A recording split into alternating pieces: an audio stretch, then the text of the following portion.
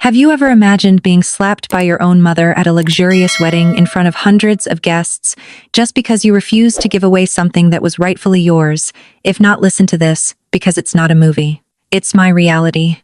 I remember every detail of that night, as if it had been etched into my mind, with a cold, unforgiving light.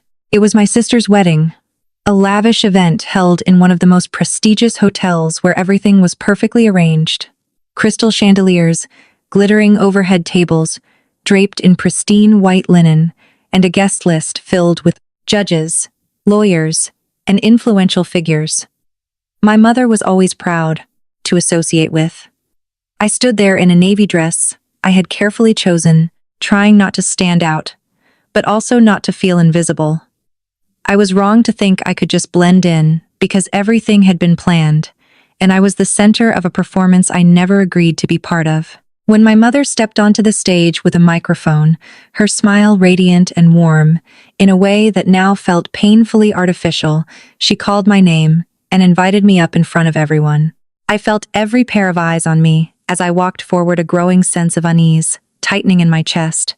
Then she handed me a stack of papers, calling it a special gift for my sister, a gift I had supposedly been holding for the family.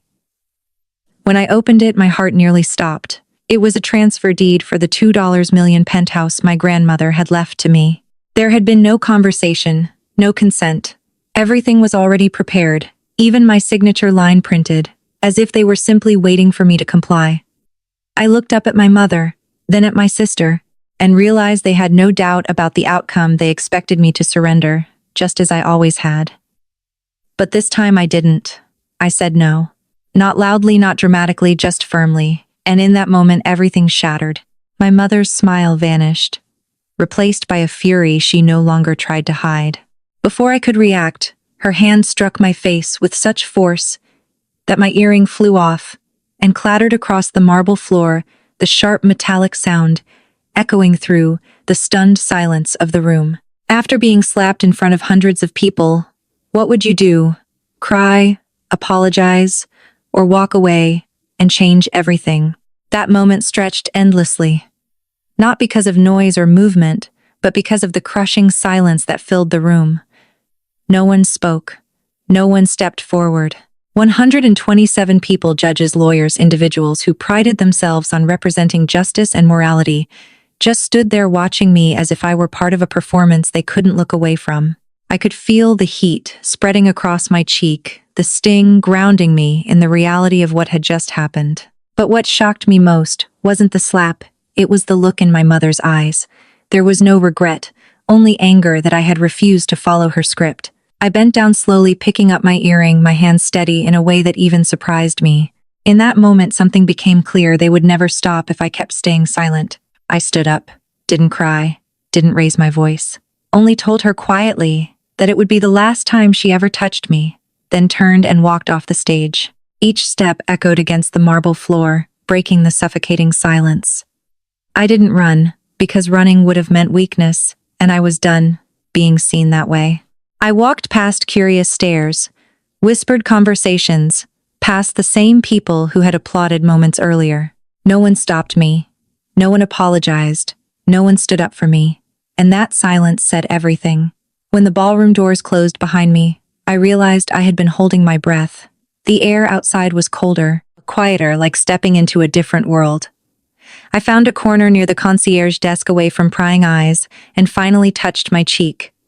It still hurt, but it didn't matter anymore. What mattered was that I hadn't signed. What mattered was that for the first time in my life, I had said no without apologizing. I took out my phone and looked at the number saved under Marcus Webb, my grandmother's lawyer. Before, I might have hesitated, wondering if I was overreacting, if I should keep the peace, like they always expected. But after what had just happened, that hesitation was gone. I pressed call. It rang once. A professional voice answered, and I heard myself respond with a calm, "I didn't know I had. This is Paige Harrison. Please tell my grandmother, it's time to use the documents." No explanation was needed. They understood immediately, as if they had been waiting for this moment. When the call ended, I sat down on a velvet bench, back straight, hands resting quietly in my lap. I didn't know exactly what would happen next, but for the first time I wasn't afraid. I had stepped out of the role they forced me to play. And whatever came next, I would face it on my own terms. If you've ever had to choose between keeping the peace and standing up for yourself, drop a comment and share your story. I'd really like to hear it. I sat on a velvet bench in the hotel, lobby my back, straight my hands resting lightly on my knees, trying to steady my breathing. But time moved painfully slow. Every minute felt like an hour. And my mind kept replaying what had just happened, the slap my mother's eyes, the silence of the room. I wondered if I had just destroyed whatever remained of my relationship with my family, but then a colder truth settled in. Maybe that relationship had been gone for a long time, and I had just refused to face it. The noise from the ballroom faded into the distance, becoming nothing more than a dull echo from another world, the world where my life had just been turned into a spectacle.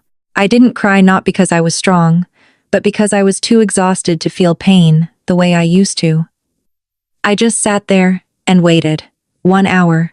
I don't know how many times I checked the clock, but when the main doors opened, I looked up instantly, as if some part of me already knew what was coming. And then I saw my grandmother walk in. She didn't enter like someone fragile or uncertain. She moved slowly, but with unmistakable authority. Her cane not a sign of weakness, but a symbol of presence. Beside her was Marcus Webb, the lawyer I had only heard about before, now appearing like the final piece of a puzzle falling into place.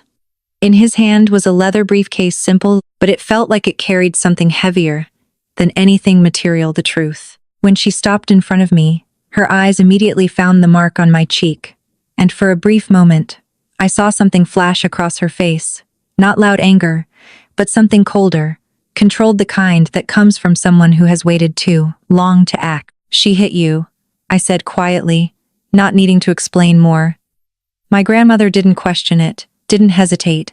She simply nodded once, as if she had already expected it. Then she gently touched my cheek, not to examine the injury, but to reassure me, to remind me I was no longer alone. "Then let's finish this," she said calmly.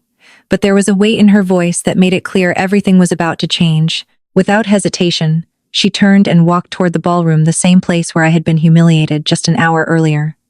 I stood up and followed her immediately, my heart pounding, but not from fear anymore. This was something else, something closer to hope. When the doors opened again, the atmosphere inside had completely shifted. The music had stopped, the laughter was gone, replaced by hushed conversations and uneasy glances. Then someone noticed my grandmother. A gasp. Another person turned. Within seconds, the entire room fell silent, every eye locked onto us. I saw my mother across the room, her face draining of color, the moment she realized who had just walked in. That confidence she had displayed earlier was gone, replaced by something unmistakable: fear. And in that moment, I understood that phone call an hour ago wasn't just a reaction. It was the beginning of the end. 3 years before that chaotic night, my life looked completely different. Quiet, simple, and somewhat distant from my family. But at least it was peaceful. I was living in a small studio apartment in Somerville. Nothing luxurious or impressive, but it was mine. Every corner reflected choices I had made for myself. That evening, I was sitting on the floor by my drafting table, eating leftovers while reviewing kitchen renovation blueprints for a client. One of the early projects that kept my interior design business alive.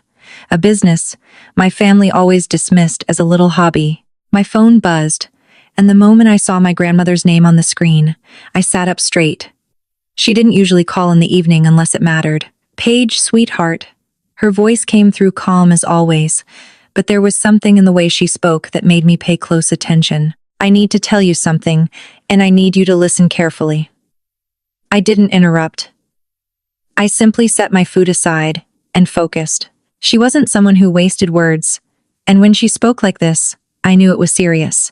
She told me she was updating her will. That didn't surprise me after all. She had been a law professor for over 30 years. Always prepared, always deliberate. But then she continued, and this time I froze. She said she was leaving me the penthouse in the Seaport district, the one she had purchased years ago, now worth over $2 million. I stayed silent for a few seconds. Not because I didn't understand, but because I didn't know how to respond. It wasn't that I didn't want it. I just didn't understand why. Why me? I finally asked, my voice softer than I expected. On the other end of the line, she didn't hesitate. Because you're the only one who shows up, she said simply. Every Sunday for 10 years, Paige. You visit me, you bring tulips because you remember they're my favorite, you sit with me, even when I have nothing interesting to say. You stay when no one else does. My throat tightened. I had never thought those small acts meant so much. To me, they were natural. She was the only person in my family who made me feel seen. But to her, they were everything. She told me the paperwork would be finalized soon, that her lawyer would handle it, and then she paused, as if weighing her next words carefully. Your mother won't be pleased, she said quietly. I let out a small laugh, one without much humor. I didn't fully understand the weight of that statement yet. I didn't realize that this decision wasn't just a gift. It was a spark that would ignite everything that followed. Jealousy, manipulation, lies, and ultimately the unraveling of a family I had once believed, no matter how distant, still existed. When the call ended, I sat there in my small apartment, staring at my designs, but unable to focus. Part of me felt grateful. Part of me felt uneasy. But deep down, I knew something in my life had just shifted. I just had no idea how much it would change. After that call, I couldn't stop thinking about what my grandmother had said. Not about the penthouse, but about why she chose me. For years, I believed I was just doing what anyone would do for someone they loved.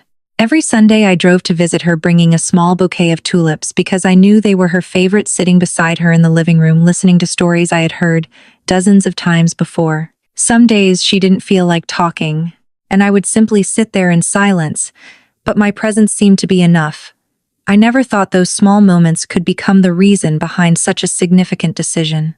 Meanwhile, my mother sent holiday cards, perfect in appearance, but empty in feeling, and my sister didn't even do that. They had their own lives, their parties, their ambitions, things they always believed mattered more. And in a way, I had accepted my role. The one who stayed, the one who showed up, but also the one who was easiest to overlook. I didn't resent them, at least not back then. I told myself everyone expresses love differently, but now looking back, I realized the difference wasn't just in expression. It was in whether the care was real at all. My grandmother didn't choose me because I was perfect or more successful, but because I was there consistently, patiently, without needing recognition. That realization filled me with both warmth and pain. Warmth, because I mattered to someone. Pain, because to the rest of my family, I was almost invisible. I remembered a moment when she held my hand and said, "You don't have to do anything extraordinary to be loved, Paige. Just be genuine, and the right people will see you." At the time, I had smiled, thinking it was just a comforting phrase. Now I understood it was a truth she had lived her entire life by. And it was that truth that led her to make a decision my family could not accept. I began to understand that the real issue wasn't the penthouse, but what it represented. Recognition, choice, and a reality they didn't want to face, that love cannot be faked, and care cannot be replaced by status or money. The more I thought about it, the more I understood why my mother reacted so strongly. For her, my being chosen wasn't just about losing property. It was about losing control, losing the image of the perfect family she had carefully constructed. And for the first time, I didn't feel the need to apologize for being chosen. I didn't fight for it. I didn't manipulate anyone. I simply showed up, and that was enough. If you've ever felt overlooked just because you were the one who quietly stayed, share your story in the comments. You deserve to be heard. And don't forget to like and subscribe to follow what happens. Everything changed almost immediately after the news about the will started spreading through the family, even though to this day, I still don't know exactly how it leaked. It could have been from my grandmother's law firm or from a casual conversation at some social gathering in Boston's legal circles. Rumors travel faster than facts. Within weeks, the penthouse was no longer a private matter between me and my grandmother. It became a family issue that needed to be handled. One afternoon in April 2021, my mother called and said we needed to have a serious discussion. The way she emphasized those words told me this wasn't going to be a normal conversation. When I arrived at their multi-million-dollar home in Beacon Hill, everything was already arranged in a way that made me feel less like a guest and more like someone being put on trial. My father sat in his usual leather chair, distant and unreadable. My mother sat upright on the sofa, perfectly composed. My sister perched on the armrest as if she were part of a performance rather than a family conversation. No one smiled when I walked in. No one asked how I had been or how my work was going. It started immediately. My mother spoke first, her voice sweet but sharp. "We need to talk about your grandmother's condition." I froze.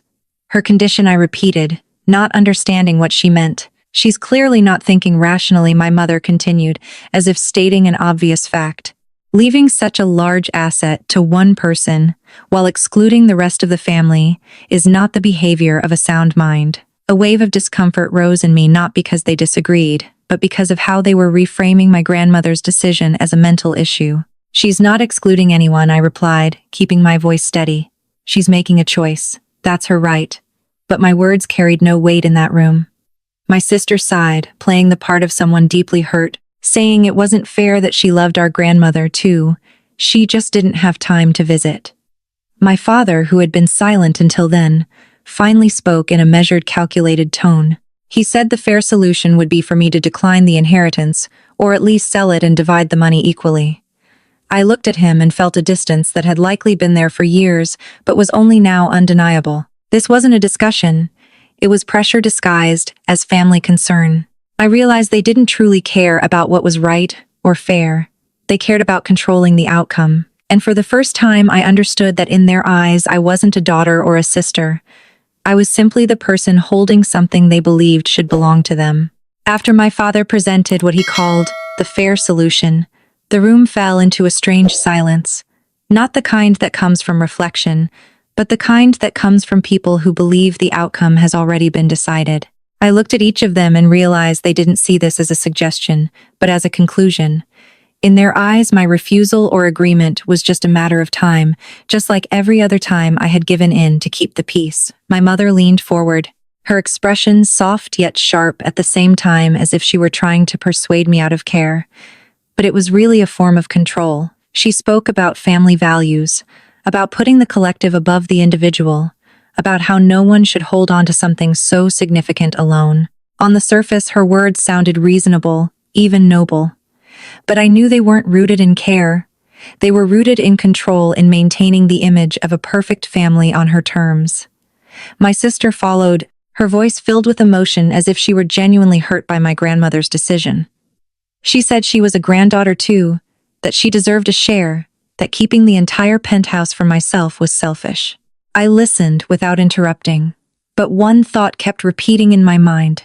If our roles were reversed, would she share? The answer came almost instantly, and it wasn't yes. My father returned to silence, after making his point, as if his role in the conversation was complete. He didn't look at me, didn't ask how I felt. He simply waited for me to agree, as though it were the logical next step. That's when I realized something clearly. My feelings didn't matter to them. What mattered was that the outcome aligned with their expectations. The pressure didn't come from shouting or anger, but from the way they framed everything as a moral standard. If I didn't agree, I wasn't just refusing them, I was wrong. And that was what made it suffocating. I had lived within that mindset for years, constantly trying to do what was right, constantly questioning whether I was being selfish whenever I wanted to keep something for myself. But this time, something shifted. Maybe it was what my grandmother had said. Maybe it was the exhaustion of always giving in. I took a deep breath, looked directly at them, and for the first time, I didn't try to soften the moment. I just told the truth, that I would not decline the inheritance, that I would not sell it to divide it, that my grandmother's decision was valid and deserved to be respected. The moment those words left my mouth, I felt the atmosphere change instantly. The false calm disappeared. The patience vanished. All that remained was coldness. And in that moment, I knew I had crossed a line I could never return from. The moment I stated my decision, the atmosphere in the room shifted completely, as if the last layer of politeness had been stripped away. My mother no longer maintained her gentle tone, her perfect smile gone, replaced by a cold expression I rarely saw so directly. She didn't raise her voice immediately, but the way she looked at me made it clear that in her eyes I had done something unacceptable. "Then you should be prepared," she said, slowly, carefully, choosing each word. for the consequences of being so selfish. It wasn't an emotional outburst, it was a calculated statement. I didn't respond, but I understood that this was no longer a family discussion. It was a line being drawn. My sister turned away, as if she didn't want to look at me anymore. And my father remained silent, neither supporting nor opposing anyone. His silence spoke louder than any words.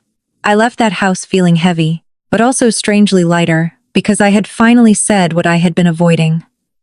But I underestimated what those consequences truly meant. Within months, I began to feel the shift. At first, it was subtle, almost unnoticeable. I was no longer included in family group messages. Conversations I once took part in simply disappeared without explanation. I told myself it might be coincidence, but then came bigger signs. I found out about my sister's engagement party, not through an invitation, but through a photo on social media. In that picture, everyone was there except me. They were smiling, celebrating, as if I had never existed. When I asked my mother about it, she replied casually, in a way that felt more dismissive than direct. "We assumed you were busy with your little business." The way she referred to my work, the thing I had built with all my time and effort, as something insignificant, made me realize this wasn't just exclusion. It was intentional minimization. But the worst part wasn't being left out, it was the stories that began to spread. I started hearing from others that my mother was telling people I had manipulated my grandmother, that I had taken advantage of her age to gain control of her assets, that I was an ungrateful daughter. These weren't accusations made to my face. They were carefully planted narratives, just enough to shape how others saw me. And what hurt most wasn't what they said, but the realization that they were willing to turn me into the villain to protect their version of the story. I could have defended myself, could have publicly corrected everything, but I didn't. I stayed silent, hoping it would pass, believing that if I didn't react, they would eventually stop. I was wrong. My silence didn't make things better. It only convinced them they could continue without consequence.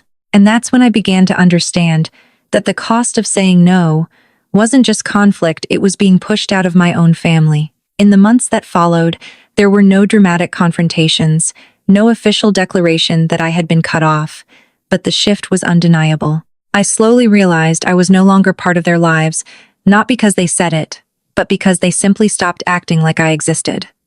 Birthday messages in the family group chat disappeared, plans were no longer shared with me, and stories I once heard directly now reached me secondhand, if at all.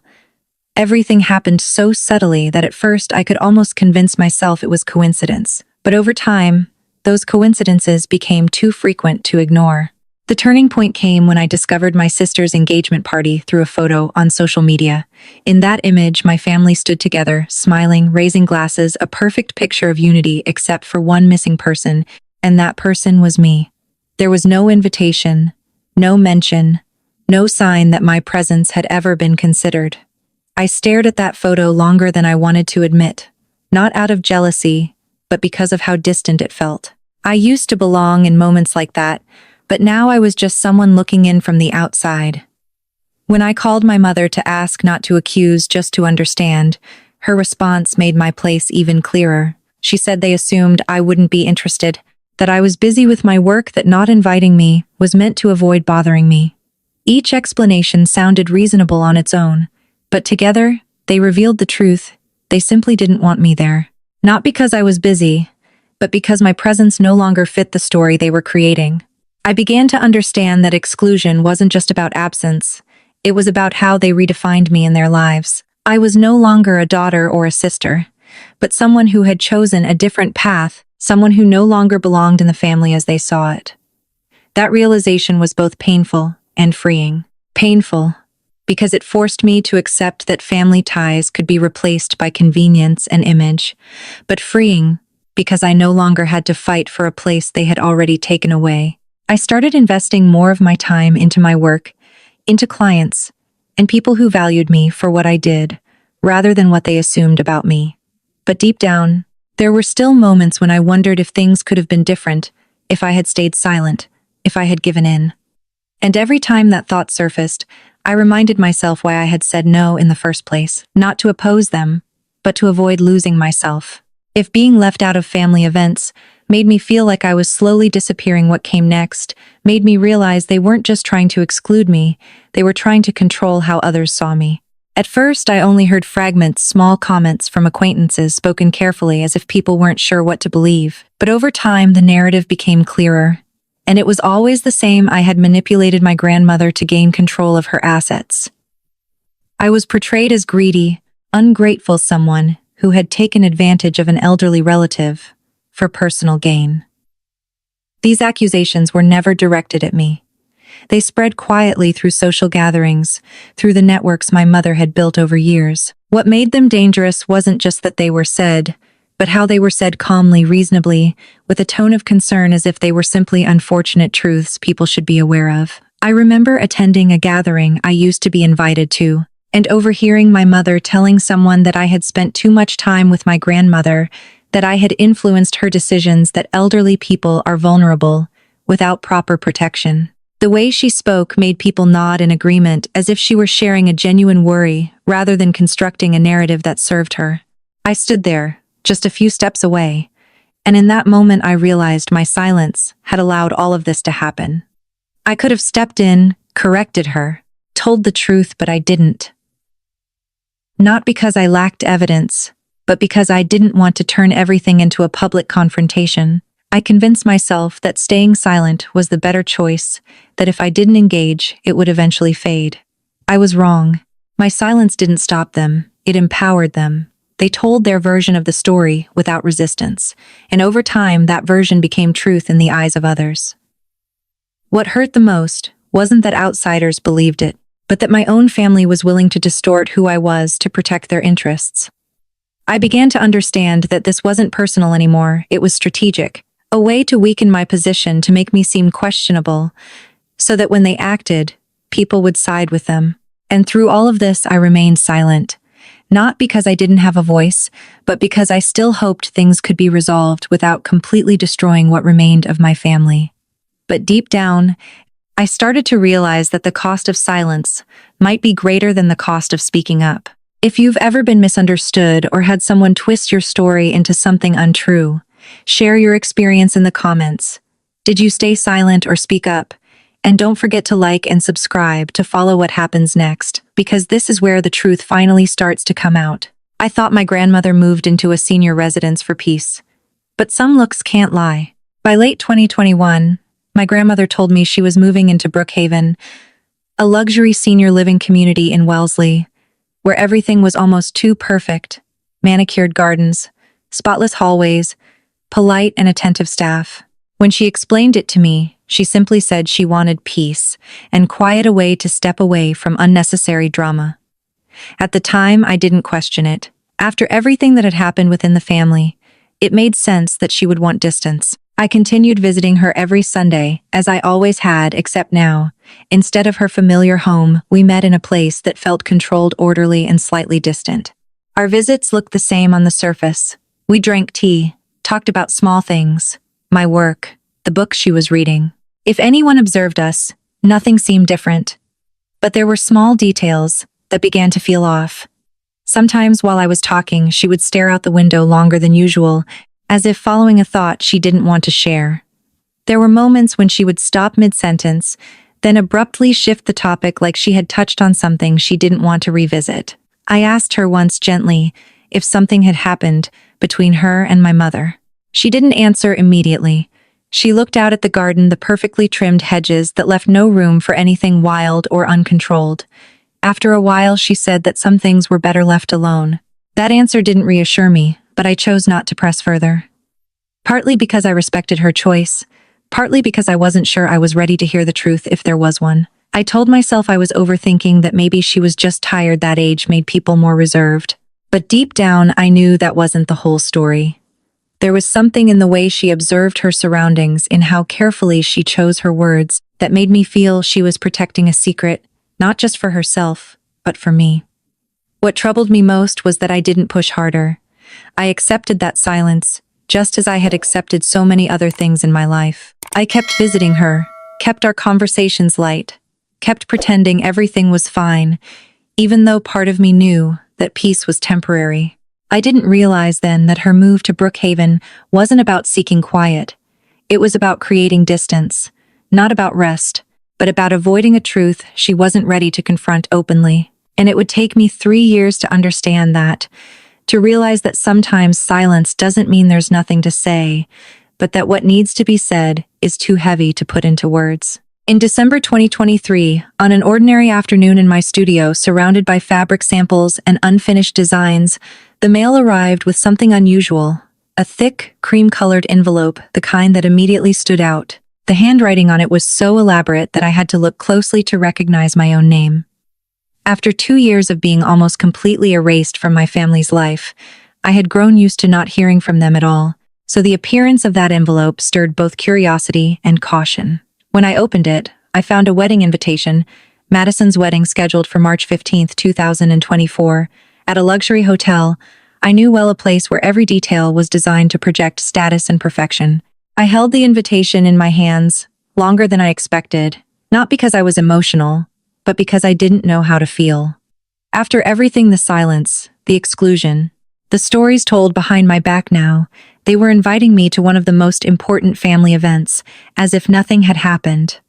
It didn't feel like an apology, nor did it feel like an attempt to reconnect. It felt intentional, though I couldn't yet define the intention. That evening, my phone rang. My mother's name appeared on the screen, and that alone confirmed that the invitation was no coincidence.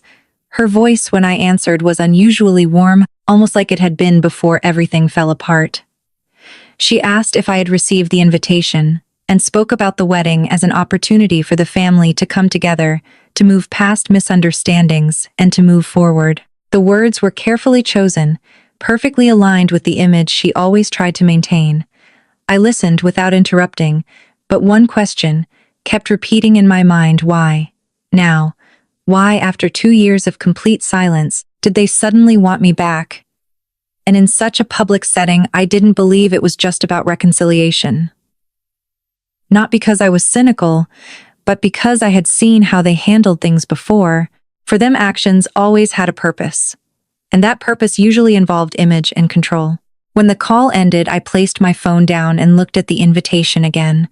It was still elegant, still flawless, still designed to impress, but now I saw it as more than an invitation. It was an offer I didn't fully understand. Part of me wanted to decline immediately, to stay away from everything connected to my family and protect the peace I had worked so hard to rebuild. But another part of me felt that if I didn't go, I would always remain on the outside of my own story. I understood then that this decision wasn't just about attending a wedding. It was about facing everything I had been avoiding. And even though I didn't know what awaited me, I could feel that this wasn't coincidence. It was the next step in something I could no longer stand apart from. My mother's call that evening began with the kind of words that in another context I might have believed were sincere. She talked about family, about moving past misunderstandings, about how everyone had grown after everything that had happened. Her voice was warm, smooth, without hesitation, as if she had rehearsed every line. If I hadn't lived through the past 2 years, I might have felt comforted hearing her speak like that. But instead of feeling drawn in, I felt something was off. Everything sounded too perfect, too aligned with the image she always tried to maintain: a forgiving mother, a united family. And then, as if it were inevitable, she shifted to the real topic. She said Madison and her fiancé would need a place to live after the wedding, somewhere appropriate for their status, a home suitable for hosting and maintaining their social image. I stayed silent, because I knew exactly where this was going. And when she mentioned the penthouse, I wasn't surprised. She didn't directly say I had to give it to my sister. Instead, she framed it as a meaningful wedding gift, an act of generosity, a way for me to show my love for the family. The way she presented it made it sound like a moral choice, rather than a demand. If I agreed, I would be the good one. If I refused, I would become the selfish one, in the story she had been shaping for years. I realized this call wasn't an invitation. It was a test, to see if I would step back into the role I used to play. Part of me wanted to end the call immediately, to refuse to listen to any more of it.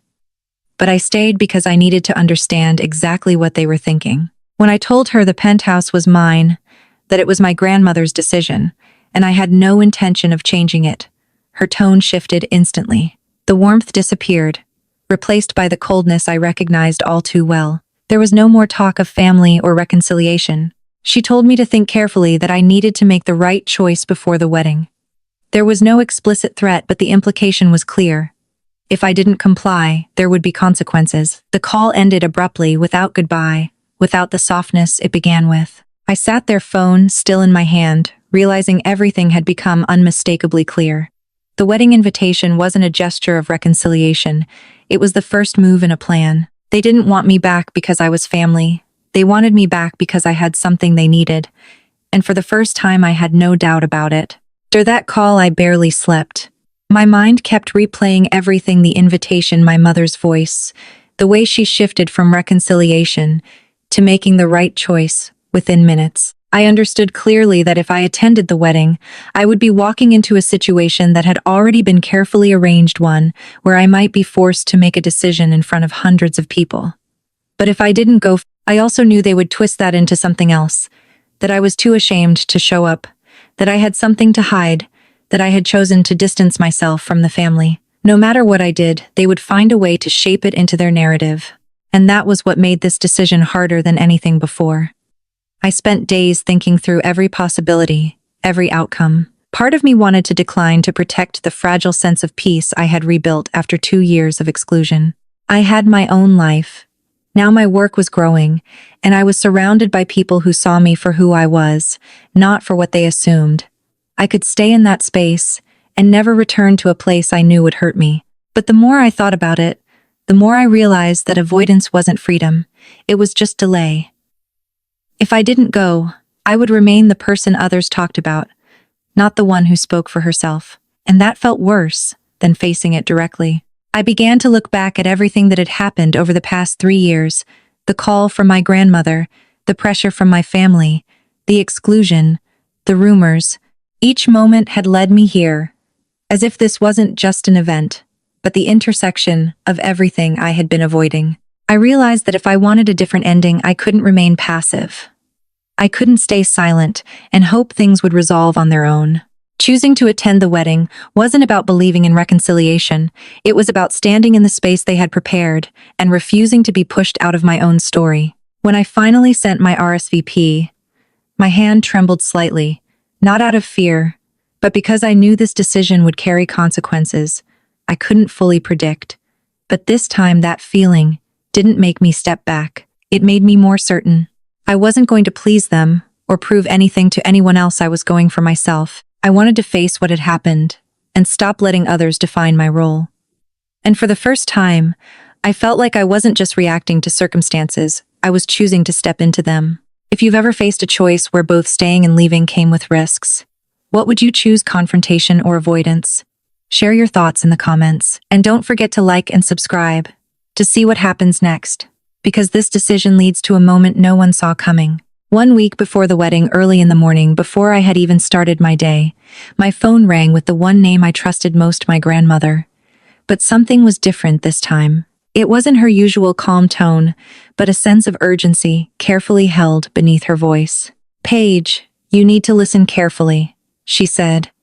As soon as I answered, skipping any greeting, I sat up straight, immediately sensing that this call was not like the others.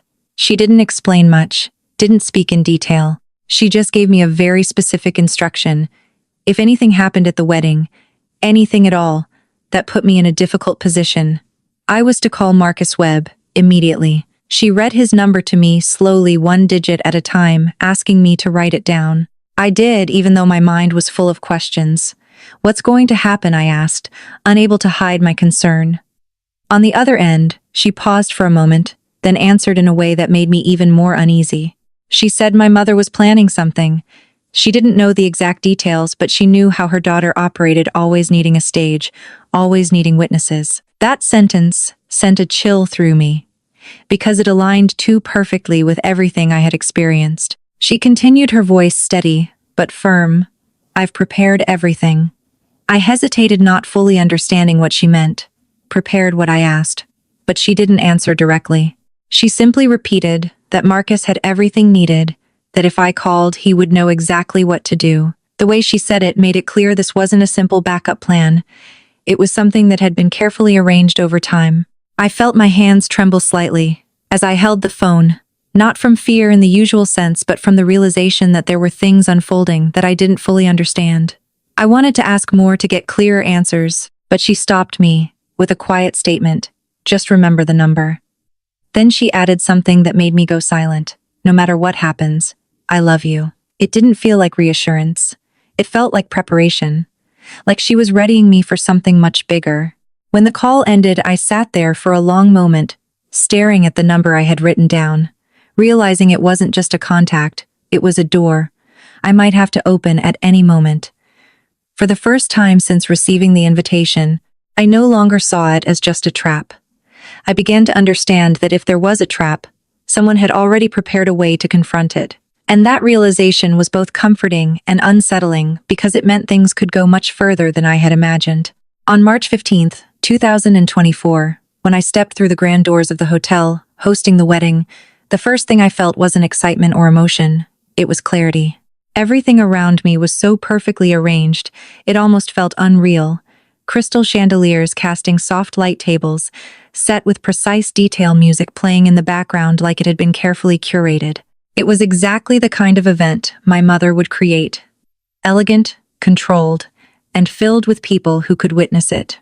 I entered not as a participant, but as an observer scanning familiar faces and recognizing that many of them had likely heard stories about me over the past 2 years. I could tell by the way they looked at me, not openly hostile, but no longer warm. It was as if they were trying to match me with a version of me they had already been told about. I stayed composed, didn't react, simply moved through the room as if I belonged there because I did. But within 10 minutes, I realized this wasn't just about being judged.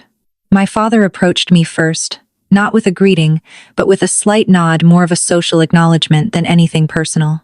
No questions, no interest, just recognition that I was present. Then my sister appeared. She looked flawless, her dress, her smile, everything exactly as expected. But when she hugged me, I felt the distance immediately, like it was a gesture performed for an audience. And the first thing she asked me wasn't how I was or if I was happy to be there. It was, "Did you bring the paperwork?" It took me a second to process what she meant, but then everything became clear. They weren't just hoping I would agree. They had already assumed I would come prepared to transfer the penthouse right there on her wedding day in front of everyone. I looked at her, keeping my voice steady, as I told her there were no documents, that I had no intention of signing anything. Her smile tightened for just a moment, and in that instant, I saw the resemblance between her and my mother, not in appearance, but in how they reacted when things didn't go their way. She said they had already told people that they had planned to move into the penthouse after the honeymoon, that everything had been arranged. But what struck me wasn't just what she said, it was how she said it. Not like a request, but like an accusation that I wasn't following through on something they had already decided for me. And in that moment, I understood more clearly than ever. I hadn't been invited to attend a wedding. I had been invited to complete the final step of their plan, a step they believed I wouldn't refuse. But they were wrong. After my brief exchange with my sister, I tried to move away, to collect myself. But within minutes I realized nothing around me was accidental. As I stood near the bar, a woman I had seen at past gatherings approached me, with a polite smile but a probing look in her eyes. She didn't ask how I was, didn't engage in casual conversation like before. Instead, she went straight to the point in a very refined way. She mentioned that she had heard I was holding on to a property for my grandmother, that I would likely be transferring it back to the family soon, because that would be the reasonable thing to do. The way she phrased it made it clear that in her view, and likely in the view of many others present, I wasn't the rightful owner of the penthouse, just a temporary holder, part of a process that would eventually be completed. I replied briefly that I lived there, that it had been left to me, but her response was just a slight raised eyebrow, as if what I said didn't align with what she had already been told. When she walked away, I stood there for a moment, realizing something I had only suspected before. My mother hadn't just pressured me privately. She had spent time constructing a narrative about me, one where I wasn't the heir but the obstacle disrupting the natural order of the family. I began to notice the looks around me, conversations that paused when I approached, subtle exchanges between people who were clearly connected to my mother. It all pointed to the same thing. They had all heard the same version of events, a version I had no part in creating. What revealed the depth of their preparation wasn't a single statement, but the consistency of reactions. No one asked me directly what had happened. No one showed neutral curiosity. They already had answers, and my role in their story had been decided long before I walked into that room. I stood in a room filled with elegance and familiarity, yet I had never felt more isolated. Not because I was alone, but because I was surrounded by people who had already agreed on who I was, without ever hearing from me. And in that moment I understood. This was no longer a personal conflict between me and my family. This was a stage where every element had been arranged, where, if I said nothing, their story would become the only truth that existed. My heart began to beat faster, not out of fear, but because I realized that my silence over the past years had led me to this exact moment. And if I stayed silent now, I would lose control of my own story completely. If you've ever had someone twist your story into something untrue, would you stay silent or speak up to reclaim your truth? Share your thoughts in the comments. And don't forget to like and subscribe to see what happens next, because this is where everything can no longer stay hidden. I stepped away from the main reception area and out onto the balcony, where the cold March air felt like a relief after the suffocating atmosphere inside. From there, I could see the square below the streetlights, reflecting off the damp pavement, stretching into long streaks of light. But my mind wasn't there. I was trying to piece everything together: the conversation with my sister, the looks from the guests, the subtle comments I had heard. Everything pointed to the fact that I was walking into something carefully planned, but I still didn't understand the full extent of it. My phone buzzed, and when I saw my grandmother's name, I answered immediately. Her voice was calm, as always, but this time I could hear something beneath its certainty. She asked what was happening, and after I briefly explained, she seemed to grasp the entire situation instantly. She said my mother had been preparing for this moment, that she never acted without an audience, that everything she did required a stage to validate it. I leaned against the cold railing, realizing that what I was facing wasn't just family pressure, it was strategy. Then she told me something I wasn't prepared to hear. 6 months earlier, a friend of mine, Daniel, an investigative journalist, had visited her. He had been looking into an unusual real estate transaction, a property in Cape Cod that had been sold in 2020 under her name. The problem was, she had never sold it. As she said this, everything around me seemed to slow down. I asked again, thinking I had misunderstood, but she repeated it clearly. She had signed nothing, authorized nothing, and had no knowledge of the sale until it was brought to her attention. And the person behind it was my mother. For a few seconds, I couldn't speak. Not because I didn't understand, but because I didn't want to believe it. But she continued, not allowing me to retreat from the truth. She told me she had hired forensic experts, an independent firm that analyzed the documents, and their conclusion was clear. The signature on the sale papers was not hers, with an almost certain probability of forgery. I tightened my grip on the phone, feeling something shift inside me. This was no longer about family conflict or inheritance disputes. This was a crime. And what unsettled me even more was that she had kept this secret for 3 years. Not because she didn't know what to do, but because the person responsible was her own daughter.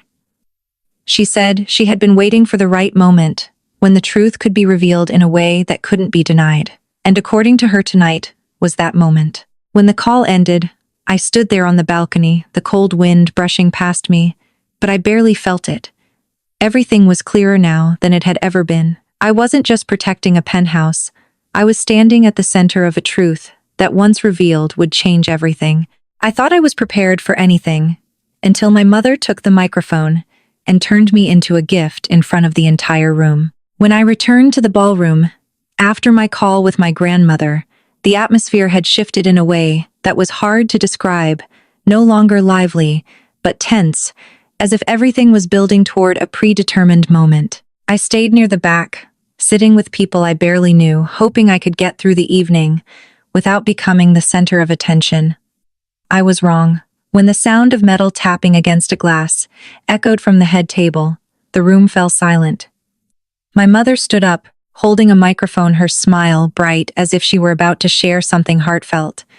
I felt the tension in my body instantly. "I'd like to invite my eldest daughter, Paige, to join me," she said, her voice soft, but carrying across the entire room. Over 100 eyes turned toward me at once. I had no choice. If I refused, I would immediately be seen as the one disrupting the wedding. And that was exactly the situation she wanted. I walked up slowly, each step heavy, fully aware I was stepping into a script I hadn't written. When I reached her, she placed her hand on my shoulder, a gesture that looked affectionate but felt like control. Then she began speaking not to me, but to everyone in the room. She described how I had been holding onto a valuable family asset, how I had been waiting for the right moment to share it, and how there was no better moment than my sister's wedding. Her words flowed smoothly, as if they had been rehearsed. Then she revealed a set of documents, a property transfer. I had never seen them before, yet my name was already printed on the signature line. There were no questions, no consent, just an action presented as a generous gesture. The room began to applaud, not because they understood what was happening, but because they believed the story they had just been told. In that moment, I realized how complete the plan was. It wasn't just family pressure or public perception. It was both, combined and executed in front of an audience that would validate it. I held the papers in my hands, feeling the weight of the silence waiting for my response. My mother leaned closer and whispered, though the microphone still caught it, "Don't make this difficult." I looked down, then back up, and this time I didn't try to soften anything. I said clearly, loud enough for everyone to hear, "I'm not signing." The room went silent instantly.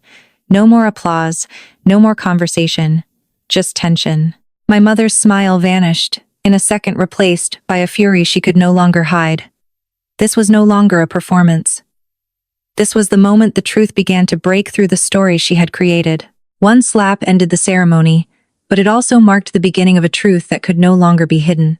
The moment I said, "I'm not signing," the entire room froze, and I could see the shift in everyone's eyes, from expectation to confusion, and then slowly to the realization that what they were witnessing was no longer the beautiful gesture they had believed it to be. My mother didn't respond immediately with words. She stood there for a few seconds, her smile completely gone, her face tightening as if she was trying to regain control of a situation that was slipping away. But that control broke faster than I expected. Her grip on my shoulder tightened, and before I could step back, her hand struck my face. The sound echoed sharply through the silence, not just as an impact, but as the collapse of everything she had tried to maintain in front of everyone. I felt my head turn slightly, the sting spreading across my cheek, but what held me still wasn't the pain. It was the absolute silence that followed. No applause, no voices. No one could pretend this was a meaningful family moment anymore. For a few seconds I stood there, took a slow breath, then bent down to pick up my earring that had fallen from the impact. I did it deliberately, as if I wasn't just retrieving something small, but reclaiming control over myself. When I stood up, I didn't look around for sympathy. I looked directly at my mother and said one short sentence, loud enough for her and the entire room to hear. That was the last time. My voice wasn't raised, but it was clear enough that no one could ignore it. Then I turned and walked away. I didn't run, didn't rush, because I knew if I did, they would remember me as someone who left in weakness. I walked past each table, past eyes that were changing moment by moment, from judgment to uncertainty, from certainty to doubt. I stepped through the doors and took a deep breath for the first time that night. Not because everything was over, but because I knew everything was just beginning. I took out my phone, looked at the number my grandmother had given me a week earlier, and this time, I didn't hesitate. I called. The voice on the other end answered immediately, and I said with a calm I had never felt so clearly, "It's time." As I sat down in the lobby, my cheek still burning, my mind was clearer than it had ever been. I didn't know exactly what would happen in the next hour, but I knew one thing for certain: I was no longer in the position of being forced. I had chosen to stand up, and from that moment on, this story was no longer theirs. It was mine. If this story reminded you that saying no isn't selfish but a way of protecting yourself, hit like and subscribe to support more stories like this, and share it with someone who needs to hear it, because sometimes one story can change how we see ourselves. 5 secrets to a long life. Eating is not just about satisfying hunger. It is the foundation that determines how healthy and how long you live. A smart diet does not require extreme restriction, but rather focuses on balance and food quality. You should prioritize vegetables, fresh fruits, whole grains, nuts, and healthy protein sources such as fish or lean meat. These foods provide essential vitamins, minerals, and antioxidants that help protect your cells from aging. At the same time, it is important to limit fast food, processed items, and refined sugar, as they increase the risk of heart disease, diabetes, and obesity. Another key factor is how you eat. Eating slowly, chewing thoroughly, and listening to your body can improve digestion and prevent overeating. In addition, drinking enough water each day plays an essential role in maintaining the body's vital functions. When you maintain healthy eating habits over time, your body not only becomes stronger, but also functions more efficiently, naturally supporting a longer lifespan. Exercise does not have to involve intense workouts or complicated routines. The most important factor is consistency. Just 20-30 minutes a day of simple activities such as walking, cycling, yoga, or stretching can create noticeable improvements in your health. When your body moves, your cardiovascular system functions more efficiently, blood circulation improves, and metabolism becomes more effective. This helps reduce the risk of chronic conditions such as heart disease. Sleep is not just a time for rest, it is when the body repairs and regenerates itself. When you get 7-8 hours of sleep each night, your brain has time to process information, remove toxins, and strengthen memory, while your body restores energy and balances hormones. In contrast, chronic sleep deprivation can weaken the immune system, increase the risk of heart disease and diabetes, and negatively affect mood, making you more prone to stress and emotional instability. It's not only about the number of hours you sleep, but also the quality of that sleep. Deep, uninterrupted sleep allows the body to recover far more effectively than light, fragmented rest. To improve sleep quality, you should maintain a consistent sleep schedule, limit phone use before bedtime, and create a quiet, comfortable sleeping environment. When your sleep is properly maintained, your body functions more efficiently, your mind becomes clearer, and the aging process slows down. Your mental state has a stronger impact on your physical health than you might realize. When you are constantly stressed, your body releases cortisol, a hormone that over time can weaken the immune system, increase the risk of heart disease, and accelerate aging. Therefore, maintaining a positive mindset is not only about feeling better emotionally, but also acts as a natural way to support longevity. You don't have to be happy all the time, but you do need to learn how to manage your emotions and release stress effectively. Activities such as meditation, deep breathing, walking in nature, or simply spending time on personal hobbies can help calm the mind. In addition, learning to let go of things beyond your control is essential, because holding on too tightly only creates more internal pressure.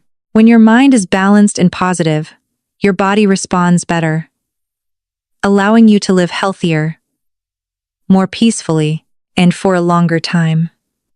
Humans are social beings, and the relationships around us have a significant impact on both longevity and quality of life. Many studies show that people with strong social connections tend to live longer and experience fewer mental health issues, such as depression or anxiety. You don't need to have a large number of friends. The key is to have meaningful relationships with people you can share with, who listen and who truly understand you.